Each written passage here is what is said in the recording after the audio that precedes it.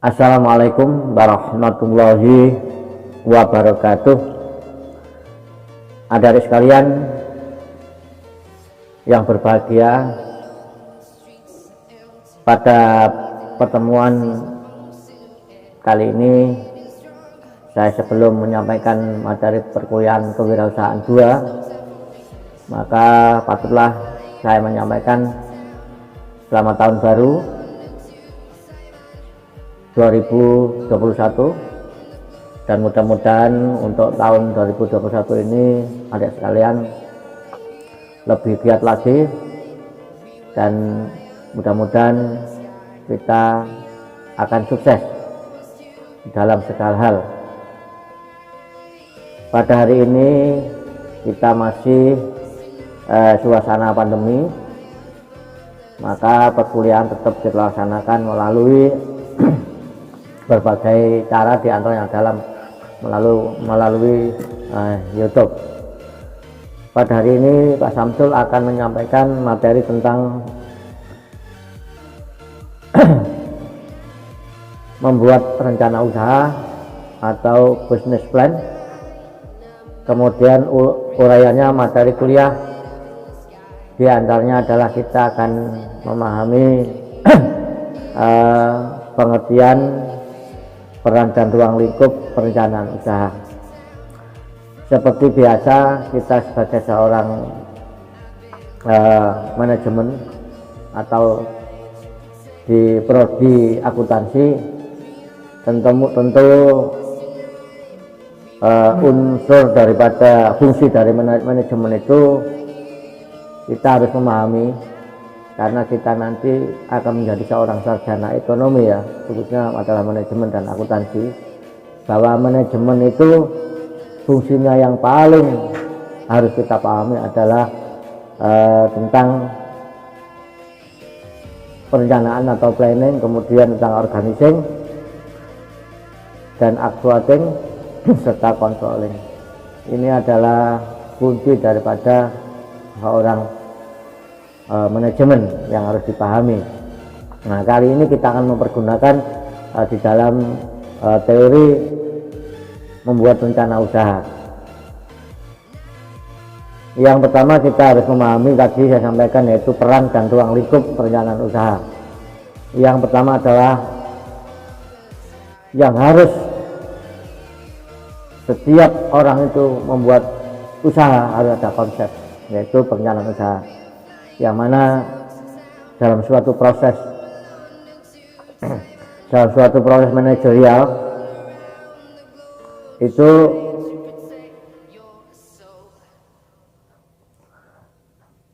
pengertian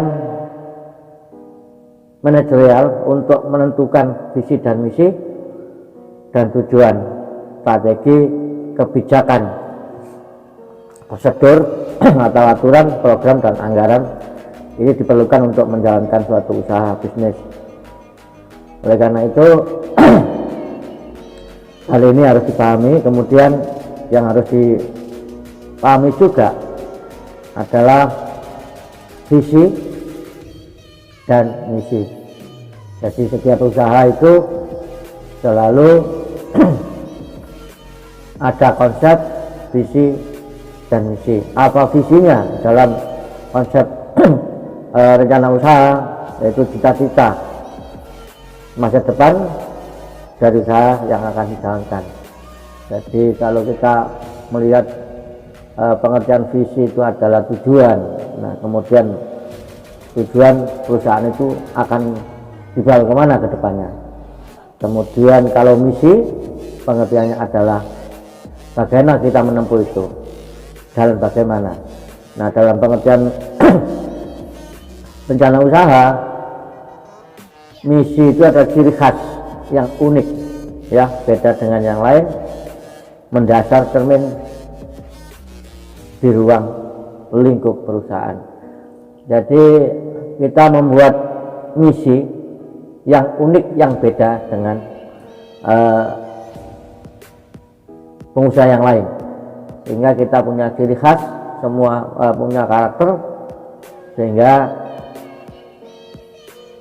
produk kita akan selalu diminati oleh konsumen.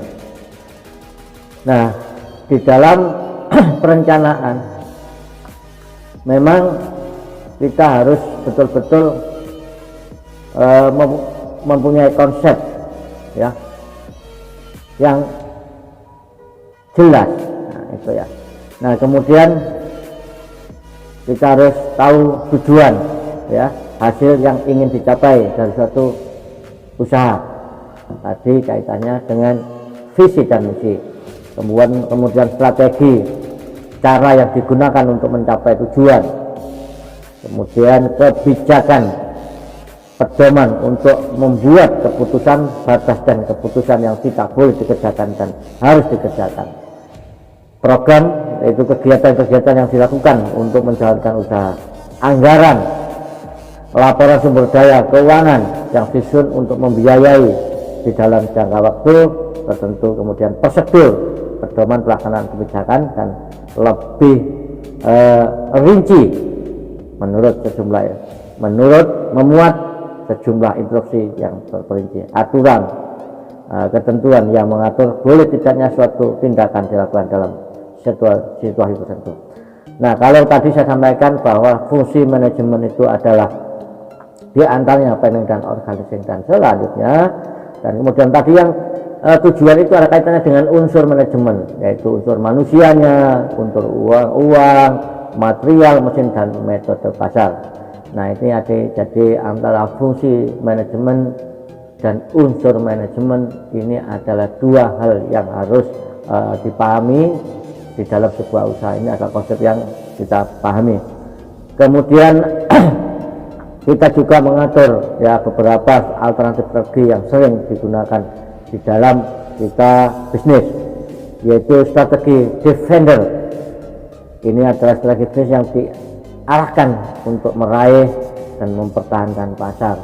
Ini juga harus bagaimana kelangsungan di dalam kita membuat strategi agar barang kita tetap laku di pasaran. Kemudian ada strategi prospender. Strategi ini harus yang agresif untuk meraih pasar melalui inovasi produk baru, dan strategi analyzer, strategi bisnis untuk meraih keuntungan dengan menimbulkan resiko imitasi atau meniru produk orang lain. Nah, ketiga strategi ini yang harus dijalankan. Jadi tidak ada orang bisnis tanpa strategi, pasti ada yang namanya strategi agar semua yang kita inginkan itu bisa tercapai sesuai dengan harapan kita. Jadi hal-hal yang kecil itu juga harus dipahami. Kemudian ada yang kita harus pahami juga tentang cost leadership. Ya, strategi ini bisnis untuk pasar dengan menciptakan harga produk yang lebih murah dibanding para pesaingnya. Bagaimana kita menciptakan suatu produk ya dengan membuat strategi, kita bisa menjual barang lebih murah daripada pesaing kita. Kemudian diversification strategi, ini strategi bisnis yang meraih pasar melalui keunikan produk yang dihasilkan, misalkan pelayanan yang prima atau yang berproduk sejenis dari perusahaan yang lain, tetapi kita punya pelayanan, bagaimana ciri khas kita memberikan pelayanan pada orang atau konsumen. Kemudian ada fokus strategi, kita harus fokus di dalam bisnis ya, dengan fokus tertentu, misalkan fokus cost leadership. Kita harus bagaimana memberikan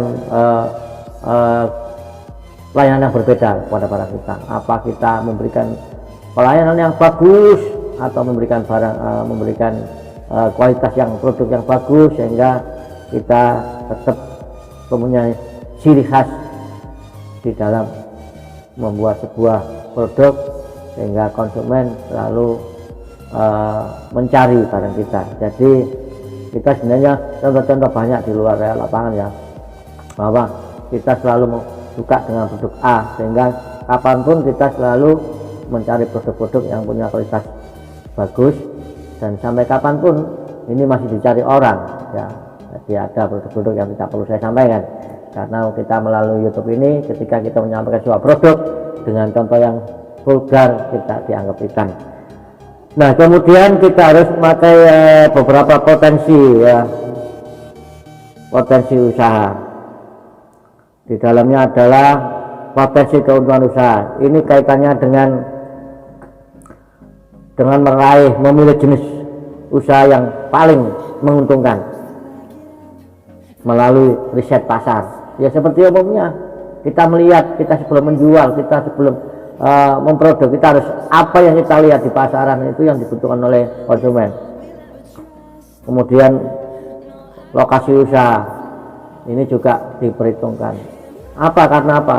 Karena lokasi usaha ini kaitannya dengan lingkungan, ya, dengan transportasi, ya, dengan jangkauan apapun itu, kebutuhan bahan baku. Jadi kalau kita membuat produk yang ini mengakibatkan lingkungan itu tercemar atau polusi, maka kita harus jauh dari lingkungan. Jadi lokasi usaha ini juga sangat diperlukan agar kita akan terhindar daripada permasalahan di belakang hari. Jadi kita tidak boleh membuat usaha yang penting laku tapi kita tidak mempertimbangkan di lingkungan kita. Hal ini sangat diperlukan. Jadi janganlah kita membuat usaha itu mengakibatkan atau berdampak pada orang lain yang berakibat menjadikan diri kita tidak fokus pada usaha kita, artinya tidak bertahan lama. Kemudian kita harus sifat-sifat dan manfaat proses perencanaan. Tadi saya sampaikan bahwa sifat perencanaan usaha itu yang baik adalah kita harus fokus, ya.